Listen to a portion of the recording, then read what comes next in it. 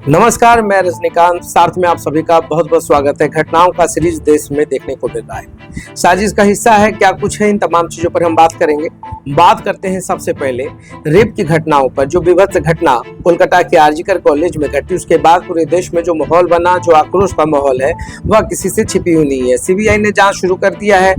जो प्रिंसिपल है डॉक्टर घोष, उन पर तमाम चीजें और निगाहें टिकी हुई है। हर कोई जानने की कोशिश कर रहा है कि आखिर घोष के जो भी स्टेटमेंट से इतना डिफर क्यों कर रहा है। वो जो बताने की कोशिश कर रहे हैं वो घटना से कोरिलेट क्यों नहीं हो पा रहा है। डॉक्टर घोष को तो जवाब देना होगा।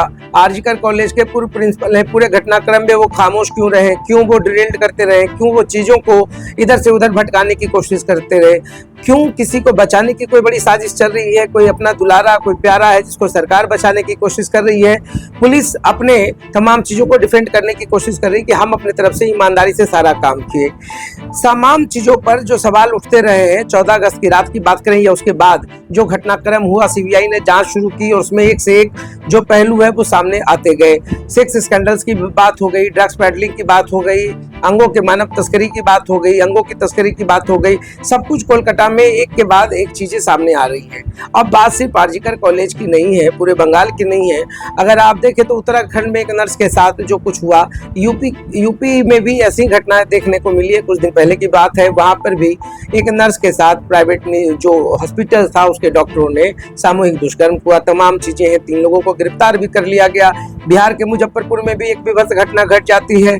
देश भर में ये सीरीज जो चल रहा है, जो घटनाओं का जो दौर चल रहा है, आखिर इसके पीछे बीच में आक्रोश है, उबाल है, डॉक्टर जो है एजिटेशन कर रहे हैं, हड़ताल पर रहे, तमाम चीजें हुई। इसके बाद भी क्या संदेश समाज को जा रहा है, अचानक से इतनी घटनाक्रम क्यों हो जाती है देश में, वो भी समझ से परे है। निर्भया के मां ने भी बहुत सारे सवाल किए और सवाल का जवाब जो है फिलहाल किसी के पास नहीं है। बात होती है कि हम इन तमाम घटनाओं से बाहर कैसे निकलेंगे, ये जो विकृत मानसिकता के लोग हैं उससे छुटकारा समाज को कैसे मिलेगा, आखिर ये चल क्या रहा है, चल क्यों रहा है। आप दूसरी घटनाओं पे गौर करें तो आपको याद होगा कि एक रेल हादसा ने कितने लोगों की जानें ले ली है और पिछले 14 दिनों के अंदर तो कई रेल हादसे हो गए। अगर हम बात करें कि जो तमाम चीजें हैं, 3 साल का अगर आंकड़ा अगर देखा जाए तो हादसों की बात की जाए तो देश भर में 131 ट्रेन हादसे हुए हैं, रेल हादसे हुए हैं। मगर जो इन दिनों लगातार एक करके एक बेपटरी होती जा रही है रेलवे, उस पर हम बात करते हैं। 18 जुलाई को चंडीगढ़ डिब्रूगढ़ की बात करें, 19 जुलाई को गुजरात में हादसा हो जाता है, 20 को यूपी के अमरोहा में हादसा हो जाता है, 21 जुलाई को राजस्थान, 21 जुलाई को ही पश्चिम बंगाल में घटना घट जाती है, 26 जुलाई को उड़ीसा में, 29 जुलाई को समस्तीपुर में रेल हादसा हो जाता है, 30 जुलाई को झारखंड में। ये तमाम चीजों को, और हाल फिलहाल की हम बात करें तो यूपी के इटारसी जंक्शन के पास जो है रेल हादसा हो जाता है। आखिर ये रेल हादसों का जो दौर है उसको समझने की कोशिश करेंगे कि क्या इतनी जल्दी रेलवे बेपटरी होती जा रही है, क्या इसके पीछे भी कोई साजिश है या मॉनिटरिंग की कमी है। आप गुजरात की हादसों की बात करें, चाहे यूपी की या बिहार की, आप देखेंगे कि जिसकी तुलना आप करते हैं, स्पीड और बुलेट ट्रेन की आप बात करते हैं, जापान की ही हम बात कर ले तो जापान की टेक्नोलॉजी इतनी हाई है और बुलेट ट्रेन जो है वो सबसे पहले जापान में चला। उसके बावजूद भी इतनी मॉनिटरिंग सख्त है कि हादसों का दौर वहां कभी देखने को नहीं मिलता है, कई वर्षों से तो नहीं हुआ है। 1877 में पहली बार रेलवे सेवा शुरू की गई। जापान में अगर 1872 की हम बात करें तो वहां पर पहले बुलेट ट्रेन चला। ये तमाम चीजें होती हैं मगर वहां हादसों पर कभी कुछ सुनने को नहीं मिलता है। इसके पीछे बहुत सारे रीजन है। अगर हम जापान की टेक्नोलॉजी की बात करते हैं तो बहुत चीजों पर गौर करना पड़ेगा। ट्रैक पर उनकी जबरदस्त निगरानी होती है और सबसे बड़ी चीज है कि उनकी जो मॉनिटरिंग सिस्टम है वो काफी अच्छी है। जांच ट्रैक की टाइम टू टाइम होना, भूकंप रोधी ट्रैक से तमाम चीजें हैं और मेंटेनेंस पर और जांच पर काफी सख्त होती है जापान की सरकार। यही कुछ कारण है कि वहां पर रेलवे हादसे तो काफी कम सुनने को मिलते हैं। मगर पूरे भारतवर्ष में जो हो रहा है, आखिर डिरेल्ड होने के पीछे की साजिश क्या है, आखिर बार बार रेलवे बेपटरी क्यों हो जा रही है, क्या मेंटेनेंस की कमी है या इच्छा शक्ति की कमी है। रेलवे मंत्री, जिनको रेल मंत्री लोग कहते हैं, रेलवे मंत्री का बयान भी ऐसा आता है कि लोग सोचने पर मजबूर हो जाते हैं। हादसा उनके लिए बहुत छोटी सी है मगर क्या कुछ चल रहा है पूरे देश भर में। रेलवे एम्प्लॉइज है, तमाम चीजें हैं, मॉनिटरिंग क्यों नहीं होती है, तमाम चीजों पर निगाह क्यों नहीं है, उस पर भी निगाह होनी चाहिए। तो ये जो सीरीज चला हम उसकी बात कर रहे हैं। अब रेलवे के बाद हम पुल पर चले आते हैं। बिहार हो या दिल्ली हो, हर जगह पर आपने एयरपोर्ट का देखा होगा कि कैसे पुल जो है वो ध्वस्त हो जाता है और एक जो व्यक्ति है, कामगार है, उसकी मौत हो जाती है। पुलियों का जो गिरने का सिलसिला है वो बिहार में इस बार ज्यादा देखने को मिला है। भागलपुर का एक पिलर जो है सुल्तानपुर अगवानी पुल, पिलर नंबर 9 और 10 वो धंस जाता है।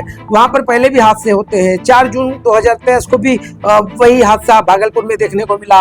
18 जून 2024 की बात करें तो अररिया से शुरू हुआ, 22 जून को सिवान गंडक नदी के पास, 23 जून को पूर्वी चंपारण, 27 से 30 जून को किशनगंज, 3 जुलाई को सारण और सिवान में लगातार 5 पुल ध्वस्त हो जाते हैं। और सब कुछ होता रहता है मगर समझ में कुछ नहीं आ रहा है कि क्या करप्शन की जड़ें इतनी मजबूत है कि आप कुछ भी बोल पाने की स्थिति में नहीं है। खुद मंत्री कहते हैं कि जो नदियों का मिट्टी होता है जिसपे पुल का निर्माण होता है वो काफी कमजोर होता है और कहीं ना कहीं वो लेयर जो मिट्टी का होता है वो टूट जाता है, जिसके कारण पुल रुक नहीं पाता है।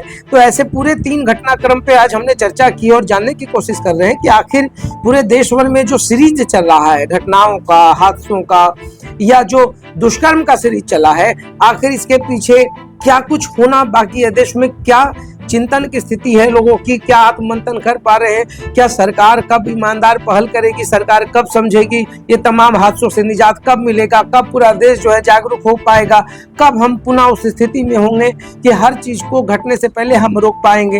हादसों के बाद तो या तो बयान चल पड़ता है या ट्विटर्स और तमाम जगहों पर आरोप प्रत्यारोप का दौर चल पड़ता है। सरकार चाहे पक्ष की हो विपक्ष की हो, आम जनता उसमें सफरर है, कोई पूछने वाला नहीं है, आम जनता का कोई दुख दर्द जानने वाला नहीं, लोगों की जान चली जाती है, कोई उनसे पूछ नहीं पाता है क्या मुआवजे से हर कुछ ठीक हो जाएगा, मुआवजे की स्थिति ना बने, पुल पुलिया ना टूटे, करप्शन का जो ये दौर चल रहा है उस पर अंकुश लगाया जाए, जो दुष्कर्म की घटनाएं चल रही है इस पर सामाजिक पहल की जरूरत है, इस पर बहुत बड़ा माहौल बनाने की जरूरत है, एक अभियान की जरूरत है, एक बहुत बड़े अवेयरनेस की जरूरत है। हर लोगों को चिंता करना होगा, हर चीजों पे मंथन करना होगा। तो ये जो हादसा और दुष्कर्म और तमाम घटनाओं का सीरीज चल रहा है यह कब रुकेगा, यह पूरे भारतवर्ष के लोग पूछ रहे हैं, मगर बहुत बड़े व्यापक चिंतन की जरूरत है। देश को समझना होगा कि ऐसे ही देश जो है 2045 तक संपूर्ण विश्व में राज करने वाला देश नहीं होगा। इन हादसों को रोकना होगा, करप्शन को रोकना होगा और इन तमाम दुष्कर्म जैसी घटनाओं को रोकना होगा, तभी देश में एक अच्छा और व्यापक मजबूत स्थिति बन पाएगी। तो देखते रहिए साथ, बहुत बहुत धन्यवाद।